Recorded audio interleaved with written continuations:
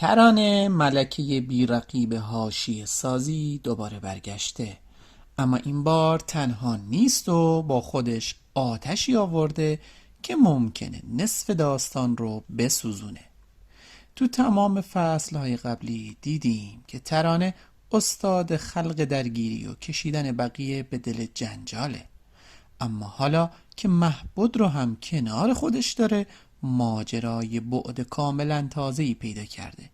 مهبد نه تنها اهل جنجاله بلکه بازیگر خطرناک تریه، کسی که بلده چطور با یک جمله آرامش ظاهری هر جمعی رو به هم بریزه. اونها با هم یه زوج آشوب طلب ساختن که انگار هدفشون فقط یک چیزه: کنترل افکار با حاشیه سازی. پس توی قسمت 22 اونجایی که ترانه ناگهان با صدای بلند شروع به گریه و فریاد میکنه، شاید برای بعضیا لحظه‌ای عاطفی به نظر بیاد، اما واقعیت پشت این اشک‌ها خیلی تیره تره. ترانه رو نباید دست کم گرفت. اون به خوبی بلده از هر نقطه ضعف خودش یه ابزار برای نفوذ بسازه. اما این بار چیزی که ما میبینیم صرفاً یک صحنه نمایشی برای آغاز یک نقشه حساب شده است.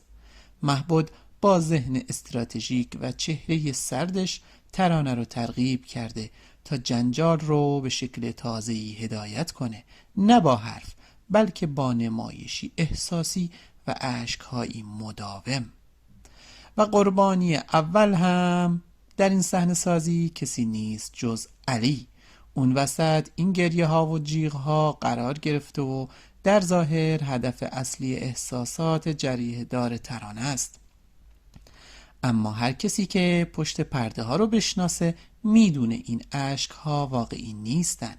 این یه نمایشیه برای آغاز یک موج جدید از شایعه سازی، درگیری و دو قطبی سازی، و وقتی این موج شروع بشه فقط علی نیست که غرق میشه.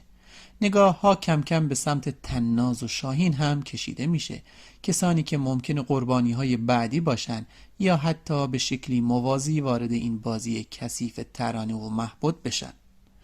اینجا ما با یک سناریوی پیچیده طرفیم. ترکیب فتنه ترانه و آتش افروزی مهبد میتونه تبدیل بشه به یه بازی چند لایه، چیزی شبیه به شطرنج سیاسی. ترانه جیغ میکشه، اشک میریزه، ولی این فقط مهر چینی برای حرکتی بزرگتره. شاید حتی خود شاهین و طناز هم نفهمیده باشن که اسمشون مدت هاست تو لیست هدف قرار داره. اما بریم سمت دیگه داستان. سیاوش، اون هنوز مشغول به زدن مخ نگاره، یه تلاشی از سر وسواس یا شاید از سر ناامیدی، ولی واقعیت اینه که نگار از مدتها پیش از دست سیاوش رها شده و چشمش به افقی دورتره، جایی که شاهین ایستاده، کسی که به وضوح پتانسیل و جذابیتی داره که سیاوش ازش بی بهره است. بازی برای سیاوش تموم نشده، اما برگ برندش رو هم نمیشه دید. نگار داره انتخاب میکنه و همه نشونه ها میگن که انتخابش دیگه سیاوش نیست. اما در مجموع قسمت 22 فقط یک قسمت نیست، آغاز دور تازه‌ای از اتحادها، خیانتها و بازیهای روانیه.